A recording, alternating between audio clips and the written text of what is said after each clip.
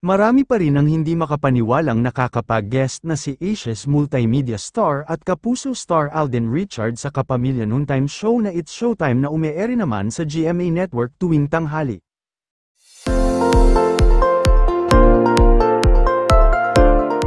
Showtime kasi ang mahigpit na karibal ng longest-running noontime show na Eat Bulaga na nasa TV5 na ngayon.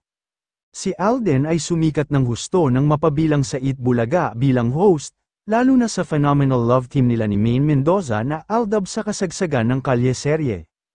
Nang lumipat ang Eat Bulaga sa TV5 noong 2023, hindi sumama si Alden dahil nasa ilalim siya ng Sparkle GMA Artist Center, ang talent arm management ng Kapuso Network, pero ipinangako niyang dabarkads hanggang dulo siya. Sa katunayan, hindi siya nag-guest sa tahanang pinakamasaya noon. Nag-post pa siya ng kanyang loyalty para sa nabanggit na noontime show noong June 1, 2023.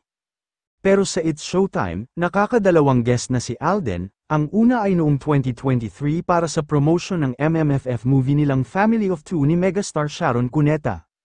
At nitong July 13, Sabado, guest ulit si Alden sa Showtime para i-promote naman ang Pulang Araw, ang historical drama series nila nina Barbie Forteza, Sanya Lopez, David Lecoco, at Dennis Trillo sa GMA Prime, papalit sa Black Rider.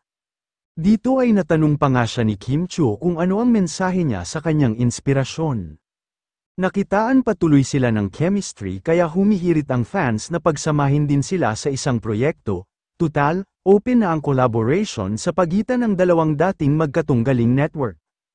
Habang marami ang natutuwa sa pagbulaga ni Alden sa It's Showtime, marami rin ang nangunguwestiyon sa pagiging forever the barkads niya.